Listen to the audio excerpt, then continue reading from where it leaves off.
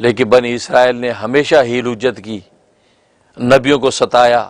یہاں تک کہ ان کے اندر ایک فرقہ صدوقیہ ایسا پیدا ہوا کہ جنہوں نے نبیوں کو قتل بھی کیا۔ اس لیے قرآن نے کہا یقتلون النبیین بغیر حق، یہ ناحق جو ہے نبیوں کو قتل کرتے رہے ہیں۔ تو صدوقیہ فرقہ نبیوں کو قتل کرتا رہا اور اس بنیاد پر قتل کرتا رہا کہ دیکھو ہم اللہ سے یہ چیز مانگ رہے ہیں، اللہ ہمیں دے نہیں رہا، اب اللہ سے ہم کیسے لڑ سکتے ہیں،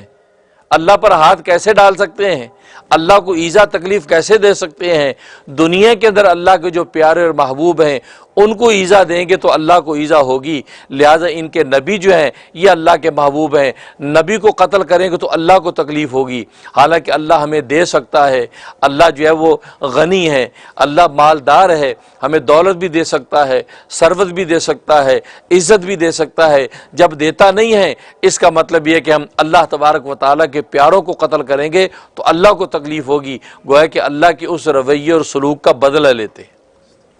چانچہ نبیوں کو قتل کیا، اور ایک روایت کے مطابق تقریباً 4000 نبیوں کو قتل کیا ہے یہ بنی اسرائیل۔ اور پھر موسیٰ علیہ السلام بھی بنی اسرائیل میں سے آئے،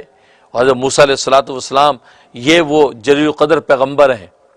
جن کو کلیمی کا مقام ملا، اور وہ بنی اسرائیل کے اندر ان کے قصے مشہور اور موجود ہیں، اور قرآن کریم نے تفصیل کے ساتھ اس کو ذکر فرمایا کہ اور موسیٰ علیہ السلام کو بنی اسرائیل نے کس کس طریقے سے کن کن مواقع پہ ستایا اور پریشان کیا۔ قرآن کریم میں سورہ بقرہ میں ان تفصیلات کو ذکر کیا جا رہا ہے، اور سورہ بقرہ میں اللہ تبارک و تعالیٰ نے ان بنی اسرائیل کی 5 حالتیں ذکر کی ہیں، 5 حالتیں۔ اس سے پہلے آدم علیہ السلام کا قصہ جو ہے وہ اختتام کو پہنچا ہے، پھر 5 حالتیں بنی اسرائیل کی ذکر کی ہیں۔ پہلی حالت کے تحت اللہ تبارک و تعالی نے 5 انعام ذکر کیے ہیں جو بنی اسرائیل پر اتارے گئے، اور 2 نقمتیں، 2 سزائیں ذکر کی جو بنی اسرائیل کو ملی، اور دوسری حالت میں اللہ تبارک و تعالی نے 3 خباستیں ان بنی اسرائیل کے ذکر کی ہیں، اور تیسری حالت میں ان کی 2 عہد شکریاں ذکر کیے ہیں، اور چوتھی حالت کے تحت ان کے 2 گروہوں کو ذکر کیا ہے،